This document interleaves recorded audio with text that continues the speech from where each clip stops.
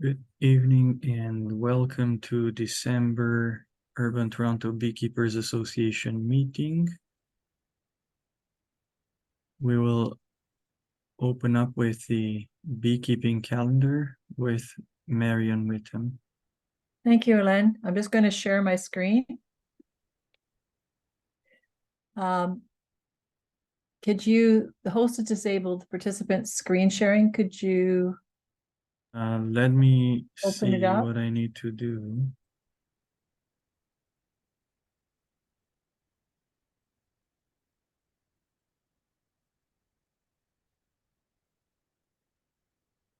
All right. Try again. Okay. Here we go. And this is this one here, right? Yeah.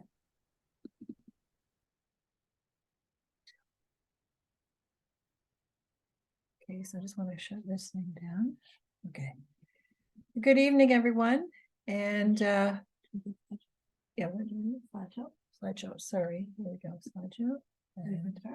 Play from the start. Make sure everyone can see it. Can you hear me and can you see everything? Perfect. Thank you. Well, before we start this evening, I would like to do the UTBA land acknowledgement. Let us take time to acknowledge the land where we live, work, and raise our bees. It has been a site of human activity for thousands of years. Toronto is still the home of many Indigenous people across Turtle Island, the ancestral name of this land. Please take a moment to read the City of Toronto land acknowledgement.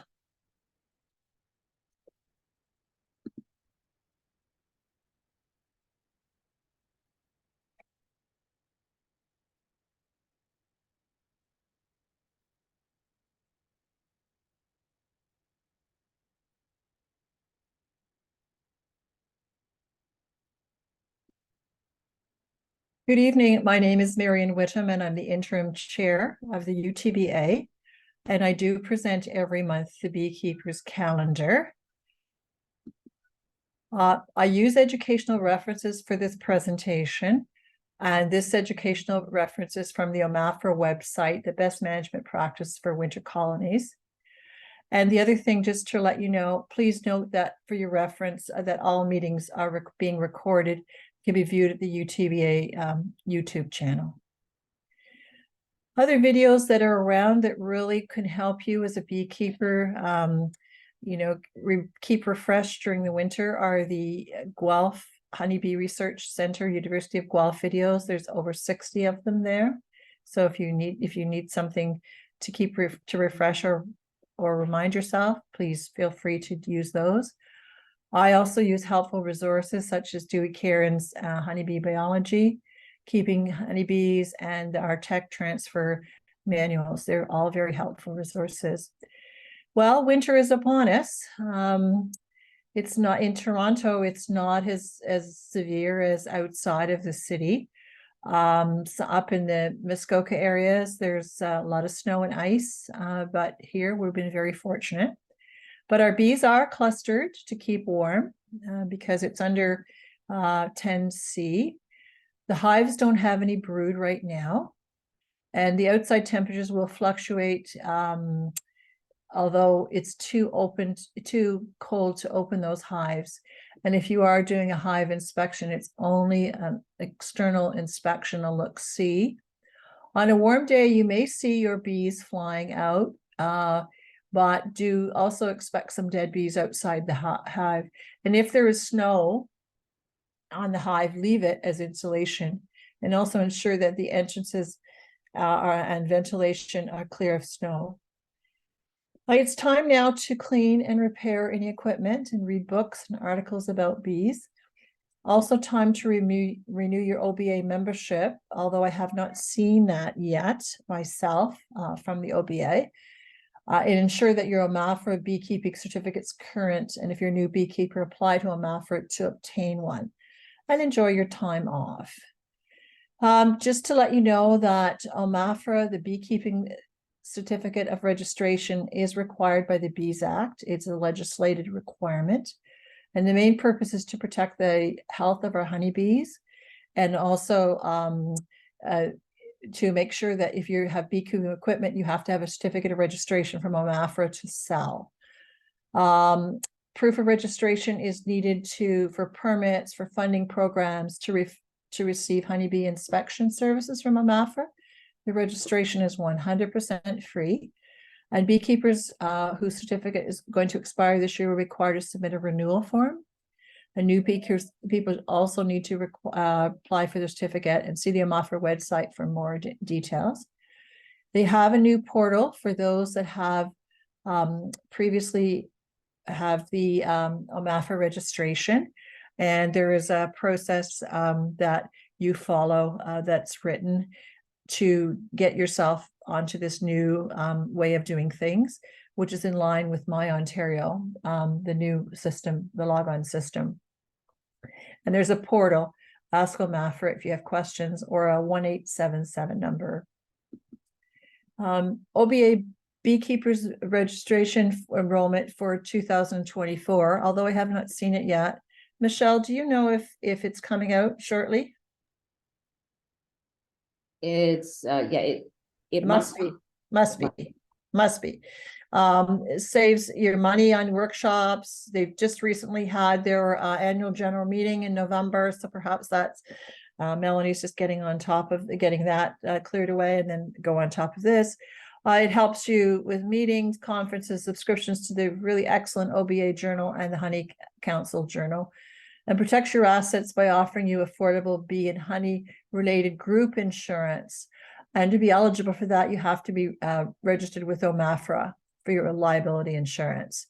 So they're working hard to get those renewals ready, and I'm sure OBA members will see something shortly. There's also a free bee biology webinar, 2-part workshop, which takes place in January. There was one in November, and it talks about biosecurity, identifies the key practices to enhance biosecurity for your hives. You learn from the knowledgeable staff, and the webinar, you need to be on a laptop versus a phone to participate, and there you have to register in advance. And winter is coming, or it's here. Be prepared and be well. Now, Alin, back to you. Thank you. So next I'm going to do a quick presentation of our situation with the indoor overwintering shed.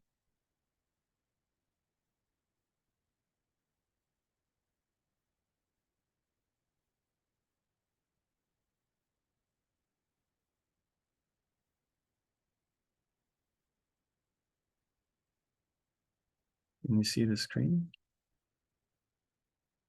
All right.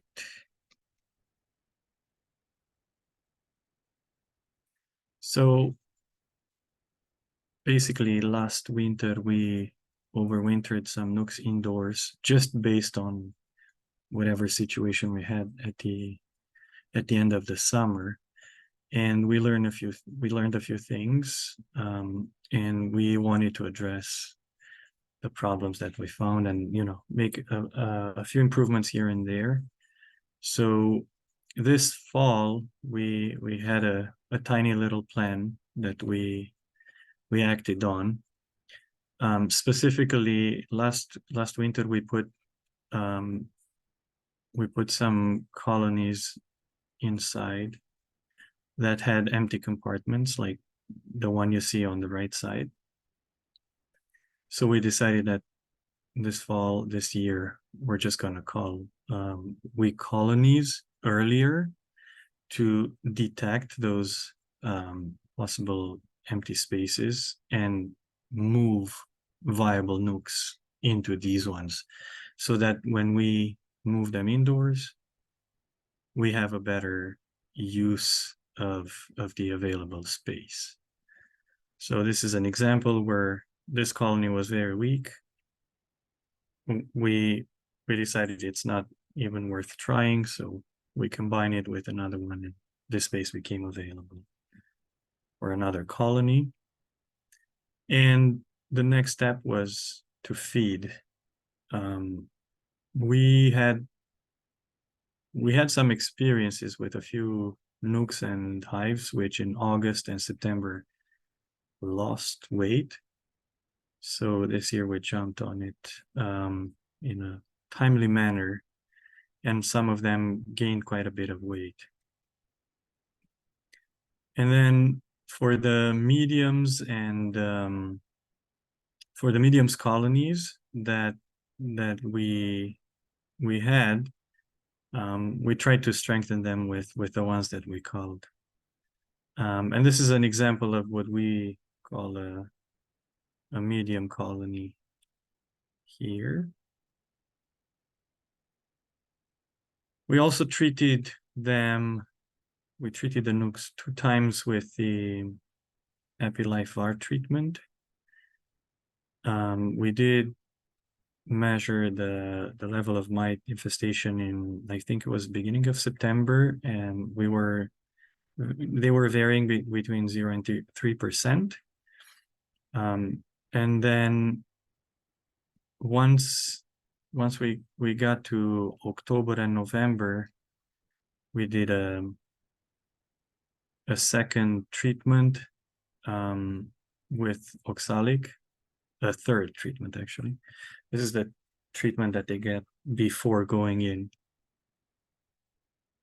We noticed quite a significant drop of mites, so we hoped that it was effective in clearing the last of them. Also, we had some that by the end of the season were still on 2 boxes. So 2 boxes of a box of 4 frames on top of another one of 4 frames, because they were very strong in the summer. So these ones we reduced to 1 box. Again, this is to save space and to make sure that everything is fine with the colonies in terms of like weight and like resources and cluster size.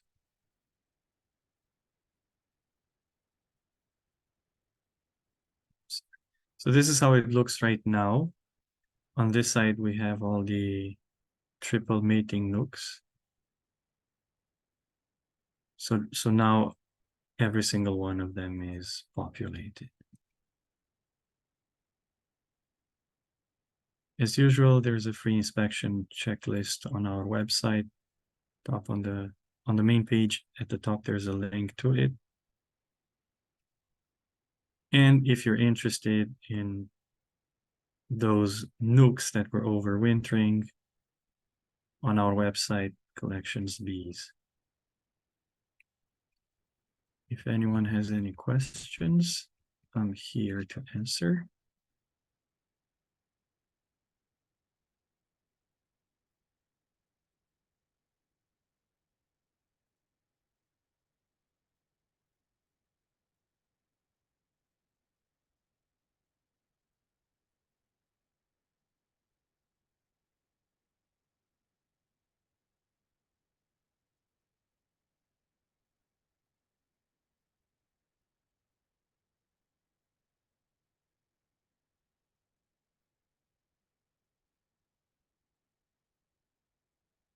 Sheila is asking, where is the shed and when are you taking them out?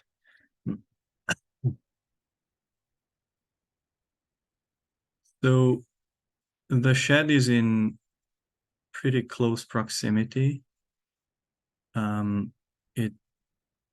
It's ventilated on like 24/7 basis. And the hope is to pull them out around beginning of May, the 4 framers. Sorry, beginning of April, the 4 framers, which are a bit stronger. And then mid-April, the 3 framers, which are the mating nooks, because those are not as strong and not as resilient to the temperature changes from day to night in April. The next question is, do you have only nooks in the shed? Yes, this year we only put mating nooks and 4-frame nooks. And right now we got a grant from OMAFRA to build a second larger shed, and that may host like full-size colonies. Mark is asking, did you make any changes to the shed itself? So the only changes that we made was, one, add insulation, which is just basic Roxul insulation, like in between like all the studs, there's 16-inch wide insulation. And we added an inline heater on the attached to the heat recovery unit that keeps like that ventilates all the time. So those 3 things we change to an existing shed. The shed itself, it's nothing else than an 8 by, I think it's 8 by 12 or something like that, existing shed where we kept tools. We just insulated it, we blocked the windows so there's no light, and added the ventilation. Kelly is asking, at what temperature do you keep your shed? So usually we aim for 13 to 15 degrees, and we reduce it to 8 or 9 degrees when we have to make visits for like cleaning up or just checking them. So 13-ish to 15 is our cruising temperature, and then 9 is the inspection temperature.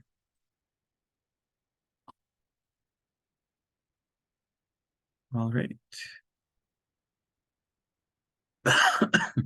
So our next speaker, the main speaker, is Kelly Rogers. Kelly began her beekeeping education at the University of Guelph and the Honey Bee Research Center. Next stop for her was 4 years in Peace River, Alberta, learning the trade in a commercial operation. She and her beekeeping partner returned to Ontario to beekeep, taking over an existing operation in Chatsworth. Chatsworth Honey managed 700 colonies for apple pollination, queen and nuke production, and honey production. Kelly was a member of the Ontario Resistant Honeybee Selection Program since its beginning in the 1990s, and chair of the Ontario Bee Breeders Association for many years. Although retired from the business, she continues to dabble in queen and nuke production. Kelly, if you want to share. Hi, everybody. Yeah, I'll share my screen and start my presentation. Thanks, Alin.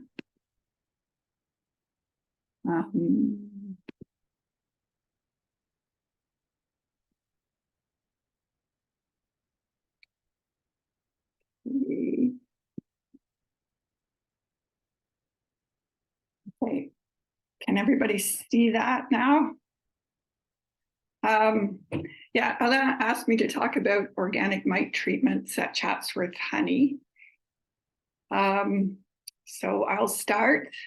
We bought Chatsworth Honey in 1988 after our stint in Peace River.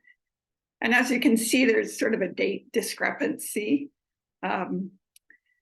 We did 12 years. We were still using chemicals before we switched to organics. So I'm going to talk about that process and just our history using drugs and the change in beekeeping since we began.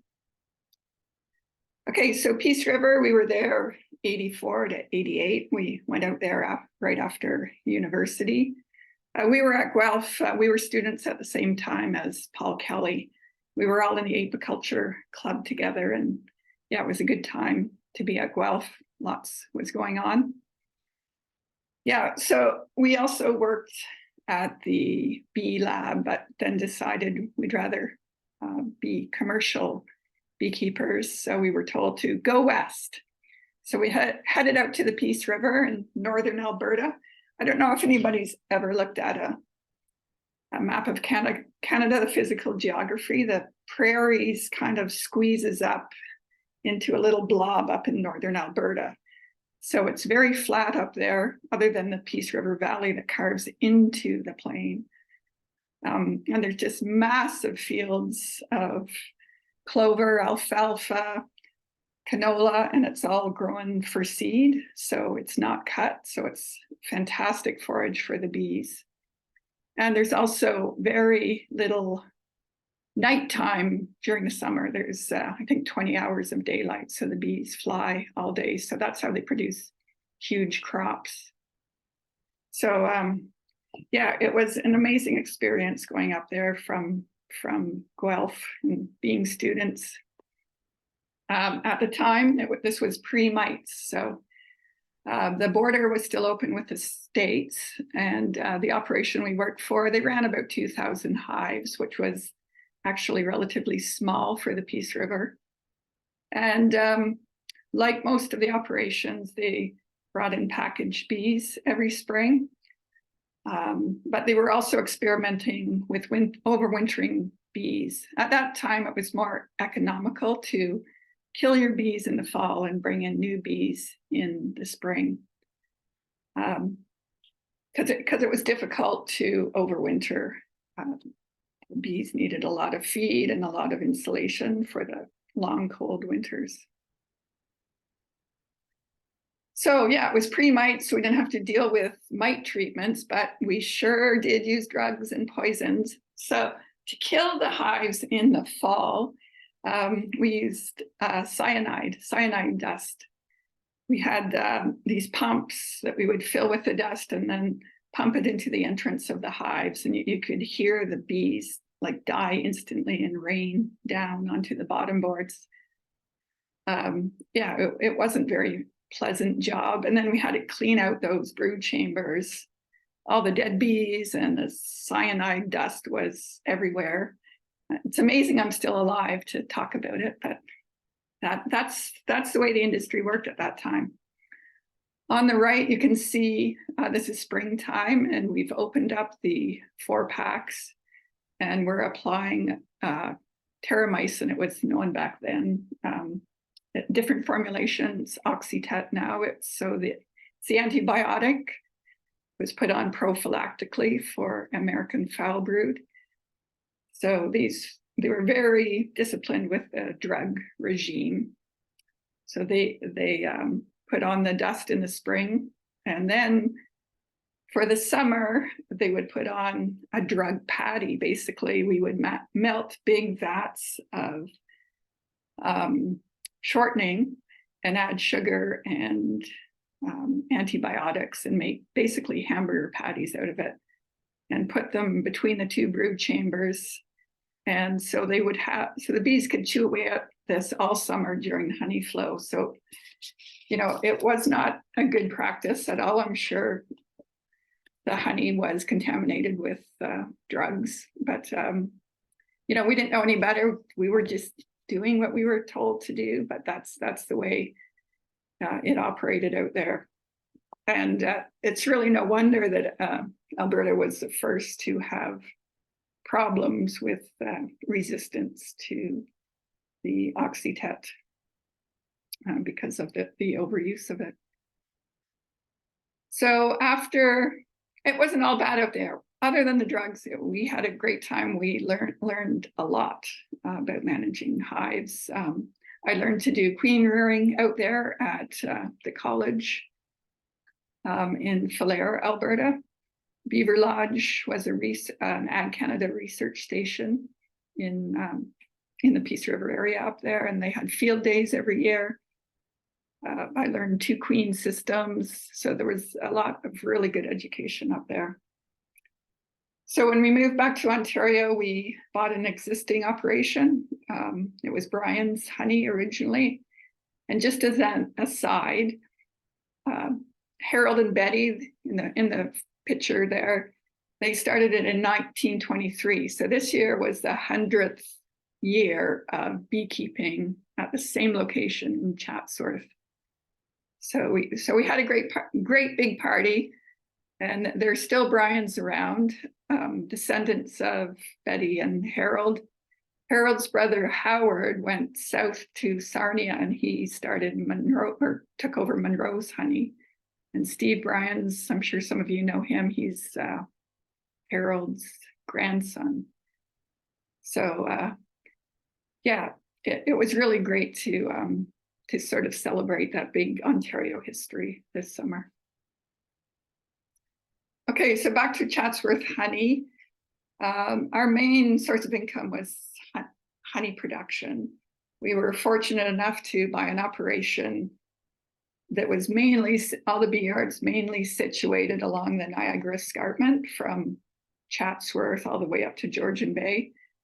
So really good forage for the bees. It's not great farmland. It's too hilly and rocky. Lots of wildflowers, wide variety of pollen sources, lots of pastures. So, you know, clover, sweet clover, alfalfa. So it's really great forage for the bees. Yeah, our averages were probably about 120 pounds per hive. I think our best year was about 160 pounds. So that was their main source of income. We have a retail store. The operation is actually right on Highway 10 from Toronto on your way. If you come up to Owen Sound or the Bruce Peninsula, you'll go right by Chatsworth Honey. So again, that was just fortunate that that's what we took over. And so the store is quite busy. We also produced too much honey to sell locally. So we would sell some wholesale. And this is just a picture of honey barrels waiting to be picked up. Probably for the first half of our time at Chatsworth, it was kind of difficult to sell this wholesale honey. We would go through a broker and it would be sold to the US or overseas. But once the local food movement started and all the interest in bees and buying local honey, we were able to sell all our wholesale honey to other packers in Ontario at a better price. So that was a really great change to see. I think the first year we were beekeeping, everybody thought we were crazy to become beekeepers. It wasn't a popular thing back then. And the wholesale price of honey was 38 cents a pound. And yeah, we thought, yeah, that first year, maybe we were a bit crazy to do that because it was a tough go for a while. We also did a lot of apple pollination. We're quite close to the Beaver Valley, Meaford. It's one of the biggest apple producers in Ontario. And I mean, this looks really romantic. Some nights were just very pleasant, nice, cool, crisp nights, moving the bees in, and you can see the ridge at the back. That's the Blue Mountain Ridge. But pollination also involves some not so fun times, like when we'd get stuck at 3 in the morning in a bee yard, or the bee truck would break down, or it'd be 30 degrees and the bees would be crawling everywhere. So we have lots of stories about that. Then the third arm of our business was queen and nuke production, and this was sort of my focus. As Alin said, I joined the breeding program right from when it started. So it's been interesting to see how that's developed over the years. I mainly sold nukes and queen cells, some queens, but my big focus was nukes and cells. A lot of the local beekeepers would replace their losses by making splits and putting in cells. So that was a good, it was economical for them to go that way. Just another photo of queen and nuke stuff. You can see I didn't select for queen color because you can see the differences in the colors of the queens on the screens. In the early 2000s, there was a Russian bee breeder in Eastern Ontario. And there was also a student at Guelph who was working with Russian genetics, because the Russian bees had lived with Varroa for, a century, and they showed resistance. So, so there is still some Russian genetics in the bees at Chatsworth Honey. And those are the darker ones.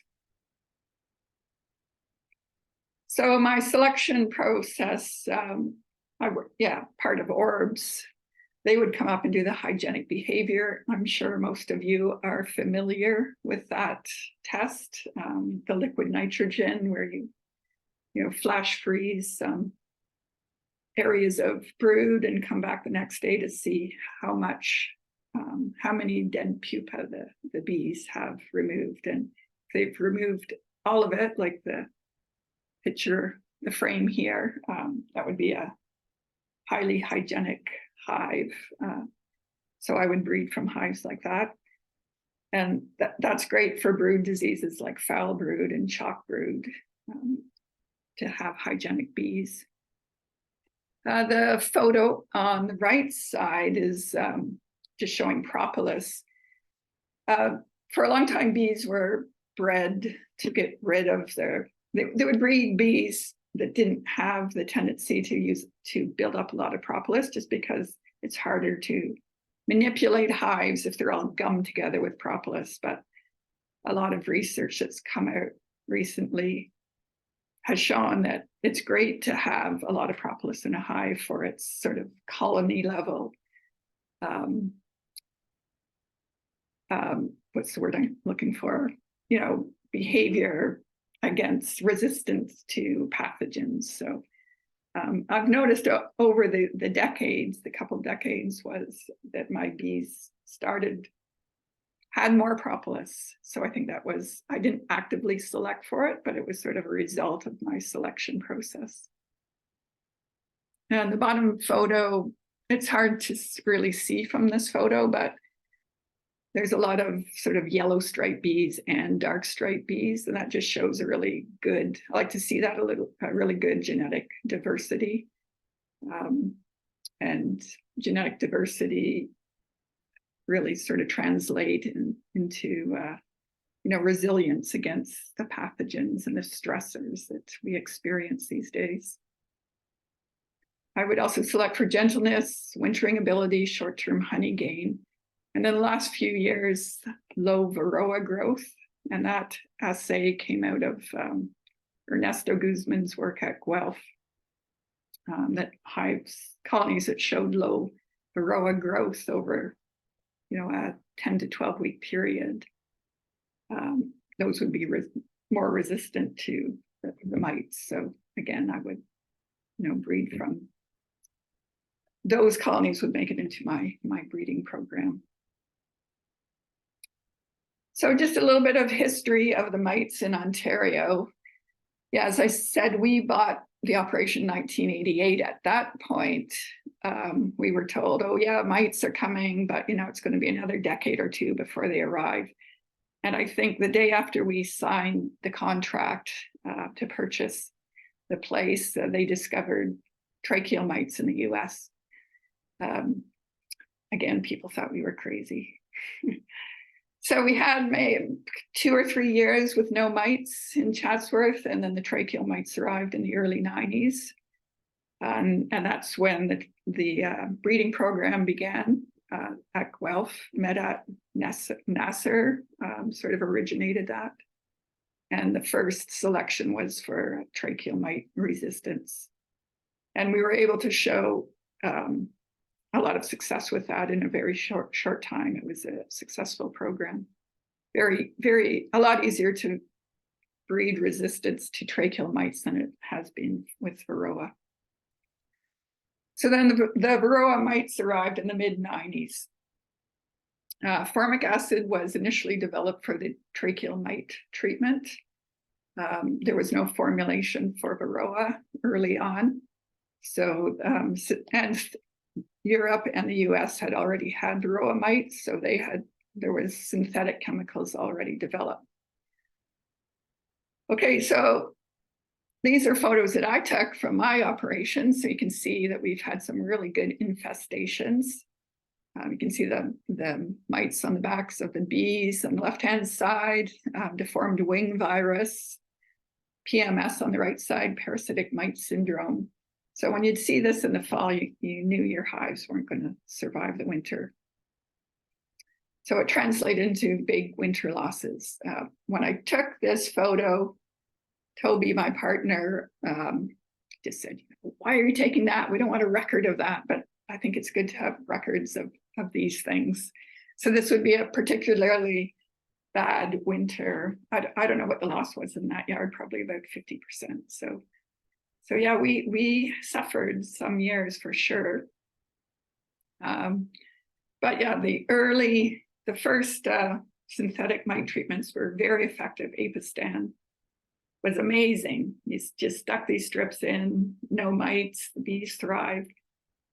But because of the formulation, there was a really high level of fluvalinate. Apparently they could have formulated it with a much lower level, so the mites became resistant within 3 or 4 years. And then there was another year that everyone suffered huge losses. At that time, there was an emergency approval of Checkmite. And the active ingredient in that is coumaphos, which is an organophosphate. And the world had been trying to ban that family of chemicals for a while. We actually used it on a few yards the year that Apistan wasn't working and our hives were crashing. And it was a horrible thing to work with. It was they were strips, but they were very powdery, and it got everywhere and it smelled. And at that point we decided, okay, we're gonna, quit beekeeping, or we're gonna go organic and see how we do. So thankfully we didn't quit, and we decided we're gonna go organic. So how did we get off the drug bandwagon? So this was early 2000. I'm going to start with American foul brood. New Zealand never allowed antibiotic treatments. And about that time, this book came out, this little yellow book, this yellow Bible that talked about how New Zealand dealt with foul brood and not being able to use antibiotics. So we stopped all treatments. We stopped because we had, obviously the operation we bought had foul brood. It was, the first year we had bought it, it was popping up. We used the treatments as instructed, and it would still pop up. And so we thought, why are we treating when we're still getting foul brood popping up? It's obviously, we got to do something else. So we stopped all those prophylactic treatments, and we followed this New Zealand method. And the main thing we did, we were always in checking the brood, through the spring and early summer. But in a commercial operation, once you get those honey supers on in the summer, and then you start extracting, the pressure's really on. Time is, our enemy. And there's not a lot of commercial beekeepers who take the time to go through the brood chamber when they're taking honey off. So at this point, we started bringing an extra person to the bee yard. And when we took our honey off, this extra person, we would call them the New Zealand guy. The New Zealand guy would go through each hive and do a foul brood check. Because there had been a lot of foul brood in the operation and we'd seen it out west, we could identify it really easily. Toby could smell it as soon as you walk into a bee yard. So, we knew what we were looking for. We were very confident in that we weren't going to miss it. So the first 2 or 3 years after we stopped the prophylactic treatments, it kept popping up. But because of this New Zealand method, if it popped up in a hive, we knew which honey supers belonged to that hive, so we'd burn the hive as well as those honey supers. And after 3 years, it stopped popping up, and I don't recall ever seeing foul brood in the last 10 years. I was running Chatsworth Honey. So yeah, so that was really successful, but I wouldn't recommend it to everyone because it's really hard. If you've never seen foul brood, it's difficult to identify until it gets to a really bad stage. So, but anyhow, with our experience in identifying it, we were able to do this. And so we haven't used any oxytet or terramycin for probably almost like 15 to 20 years at Chatsworth. Okay, so on to Varroa mite control. So there's cultural methods. I'm sure most of you are familiar with these. You sound like you've all done your work. I really like Marion's presentation with all the resources out there. And that's changed a lot since we started beekeeping. There's just so many great resources. The internet's fantastic as long as you go to the good ones. University of Guelph is great. So, it's a good thing to use ORHBS stock because like Alin's a great breeder. So if you need new stock, I would highly recommend getting some ORHBS stock. Drone brood removal. We experimented with that, but on a commercial scale, it's not really feasible because we just can't get it in every hive once a week to check it. But I still use drone brood removal in my cell builders because I'm in those once a week. So you can see there's a medium frame that's in a box with deep frames, and they will always build drone comb underneath. And when it's capped, before it hatches out, you just cut that off and dispose of it, and then you're disposing of all those early season mites. So it's a great control method if you do it repeatedly. We incorporated screen bottom boards. They don't help a lot, but every little bit is good. Brood interruption, we use that a lot. And brood interruption with a treatment. So because we sold a lot of nukes and made a lot of splits and requeened everything with queen cells, there would be a gap of brood. So I would put in a queen cell, and about 18 to 20 days later, I would come back to see if she's mated. And at that point, all the brood from the previous queen has already hatched out. So any mites that are in that hive are phoretic. They're on the bees' backs. So that's a perfect time to give them a little blast of treatment. And I usually use formic acid for that. So that will knock down all those mites and it will really decrease your mite load. Okay, so what organic treatments did we start using? Well, first of all, it's really important to monitor mite levels. And I know you've heard this over and over again, but you really got to, even more important if you're doing organic, because organic acids aren't as effective as synthetic chemicals. And they're very temperature dependent. So you might not always get a really good mite drop. So it's really important to monitor at least once a month, once every 2 weeks is better. You can do screen bottom boards or mite rolls. If you have time, screen bottom boards are great. If you're doing multiple hives, the mite rolls are really good. And all this information are on the fact sheets. Again, another good resource is the OBA Tech Transfer Team website with all these publications on how to monitor and treatments. So we use a lot of formic acid when we went organic. It sort of evolved from just a tracheal mite treatment to varroa mite treatment. We use mite wipes a lot, multiple applications. We use them spring and fall on singles. and I use them in the fall on my nukes. These photos were taken in the fall when the hive populations are really huge. So I put on a double dose, like there's 2 mite wipes on a single. Just the humidity levels in the fall and the populations are usually big enough that they can ventilate properly, and you'll get a really good mite drop. So those should be put on every 3 to 5 days for at least a period of 21 days for a good knockdown. We also use slow release formic acid pads.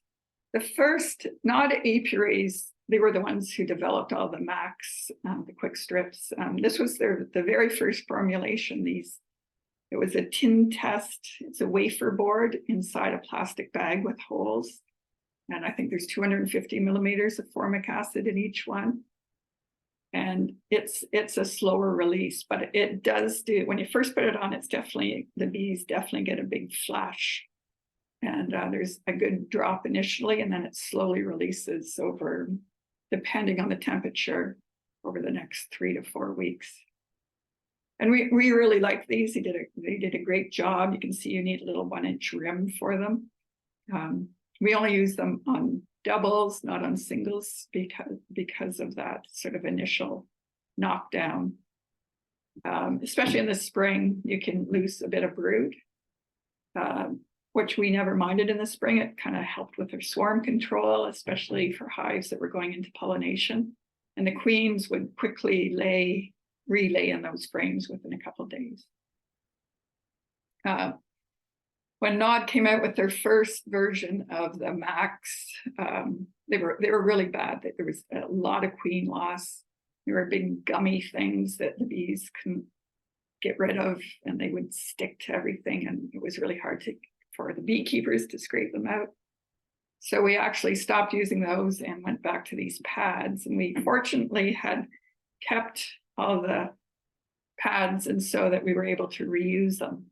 And we still have, they haven't produced these for years and years, and you can make your own. There is a description, a sheet on the Tech Transfer Team's website of how to make these. And we're still using the original pads from like 20 years ago, just because we had enough of them. They eventually break down over time, but yeah, we find these really effective.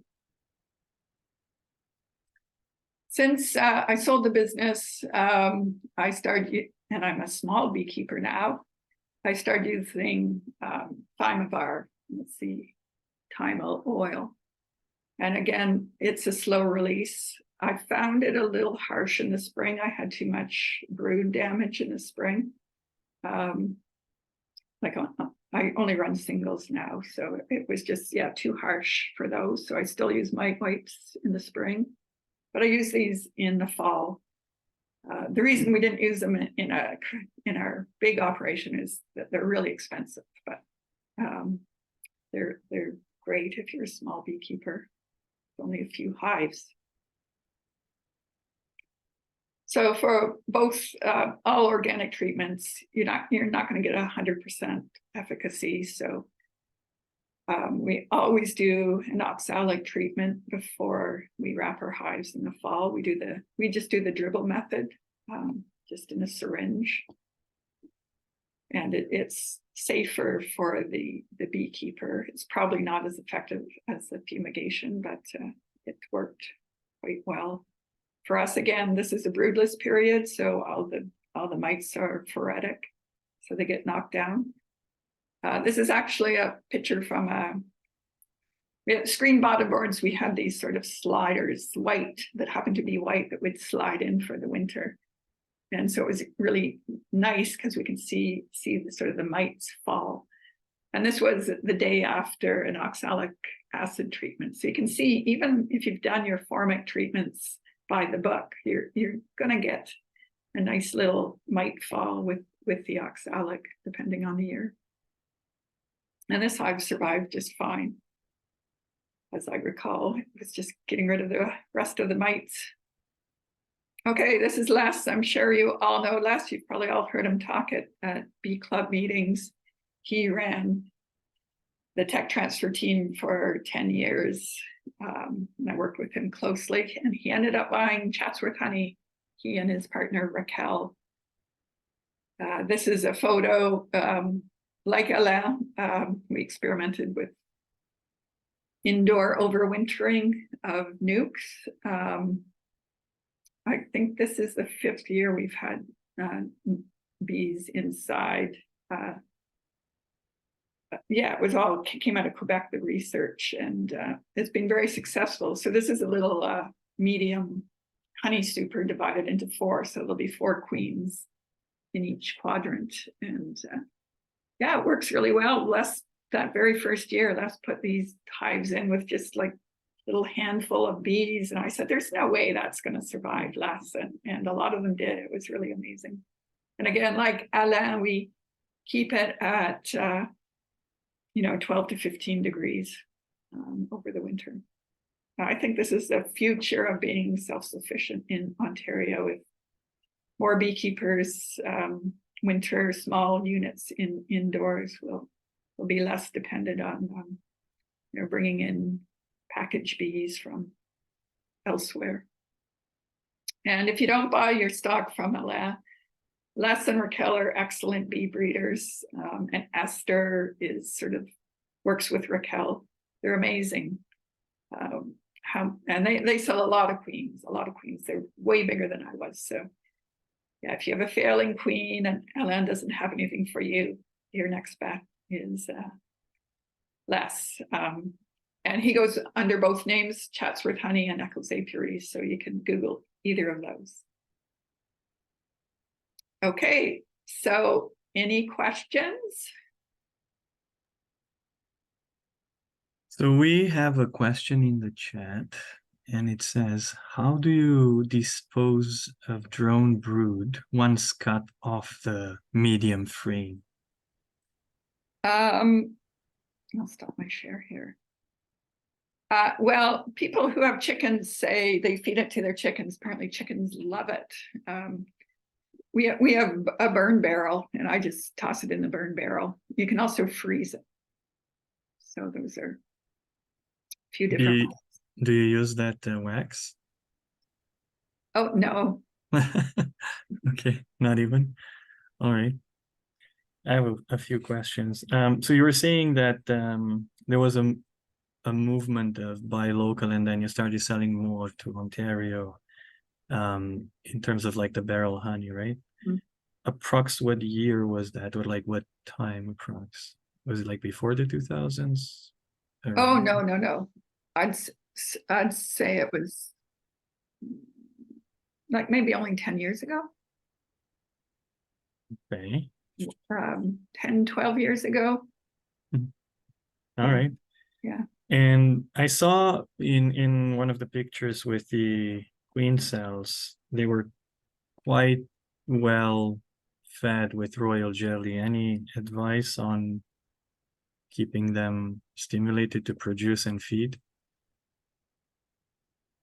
Yeah,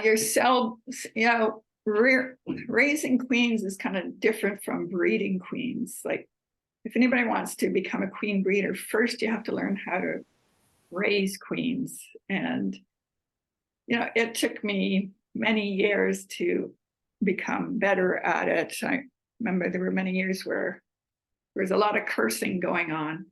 You really have to have strong hives. You have to have a really high proportion of nurse bees, feed them constantly.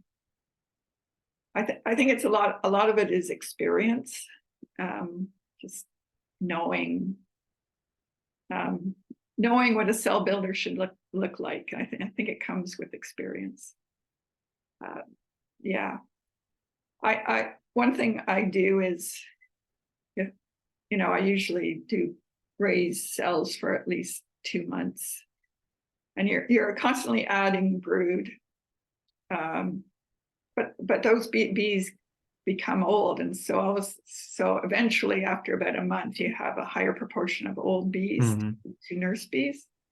So I actually take some of those old bees away in like a nuke box, and I take them out to another yard. So I play with the proportion of nurse bees to old bees. And those, Ratio.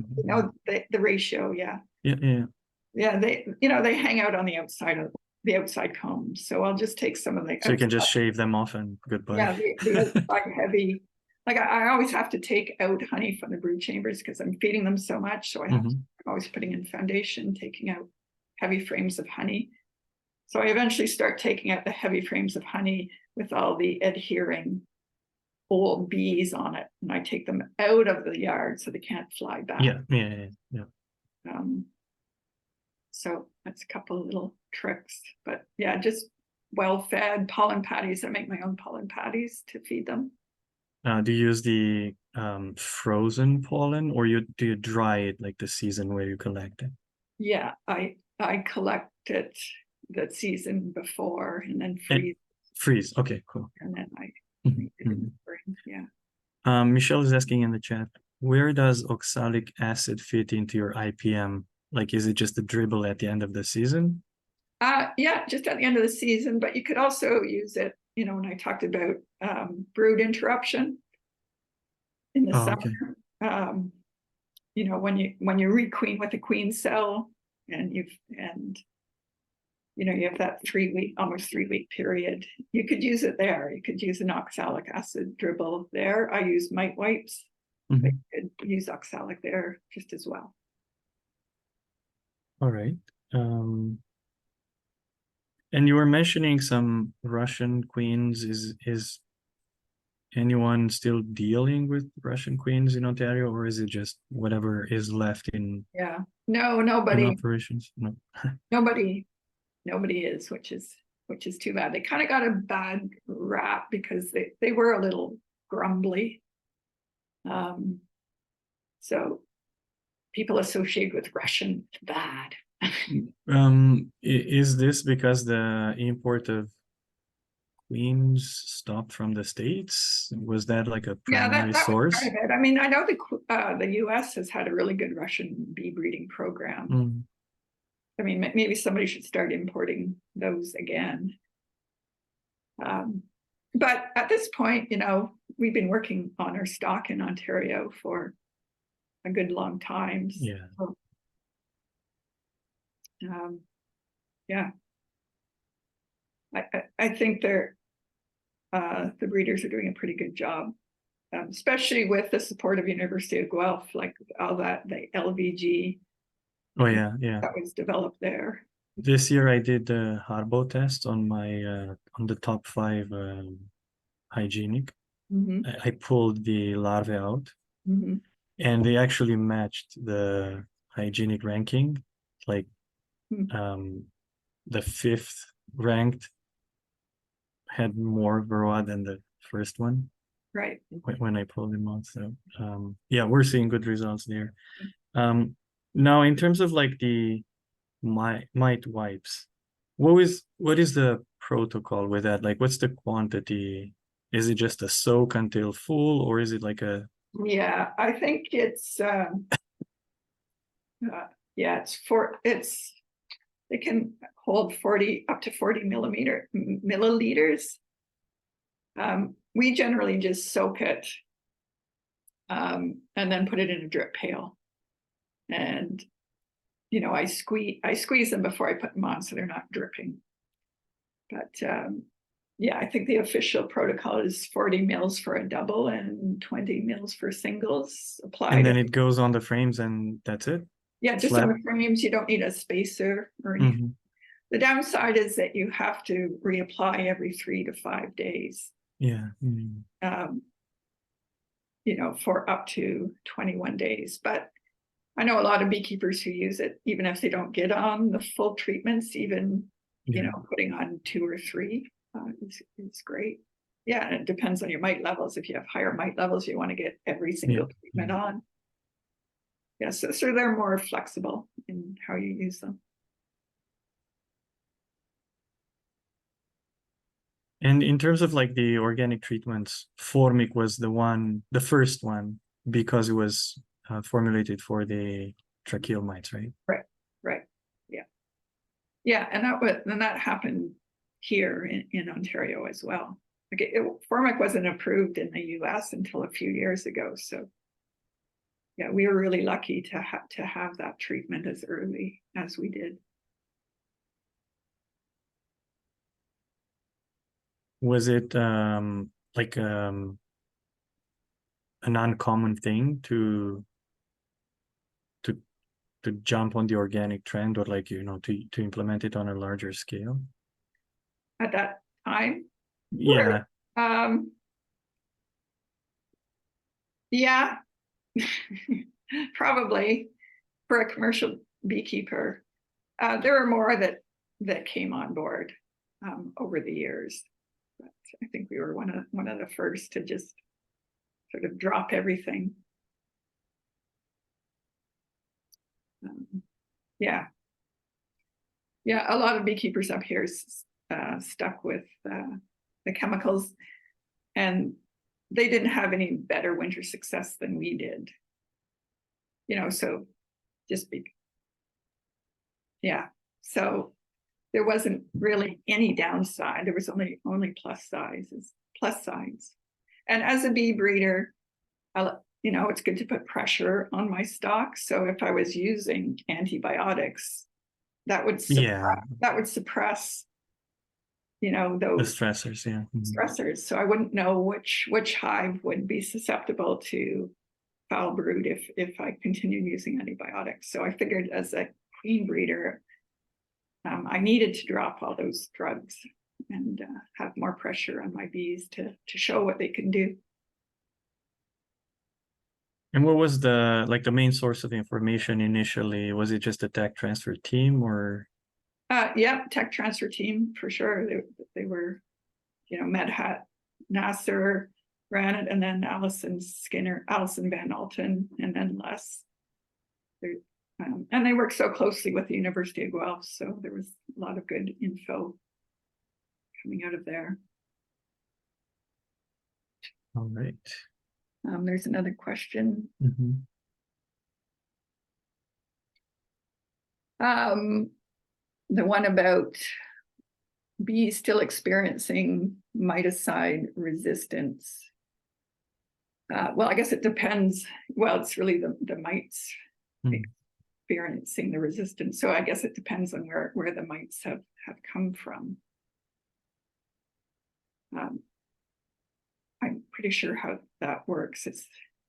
So if you get mites from an operation nearby that only uses synthetic chemicals, those mites might be resistant to them, and then all of a sudden you have them. So I think it depends, and I can't say for sure on that one.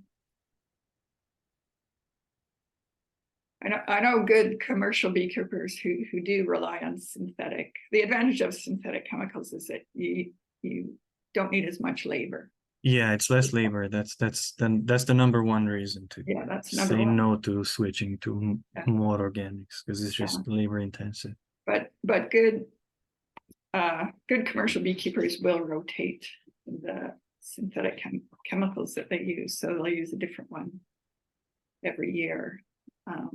So there's not as much resistance. And I know that they're starting to use Apistan again. So after 20 years, the mites are again susceptible to it. So. All right, sounds good.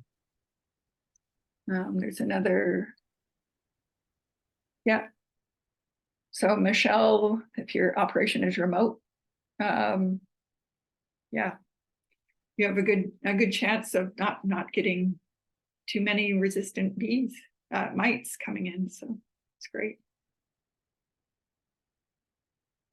Yeah, I mean, it's great that you started off organic, and I mean, you can do that now. There's just so much information out there that you can start that way, and it's better for the bees, better for the environment, better for the honey and the wax, better for the beekeeper. Did you get a chance to use the new Happy Life bar treatment, the new organic treatment? No, I've never used it. Yeah.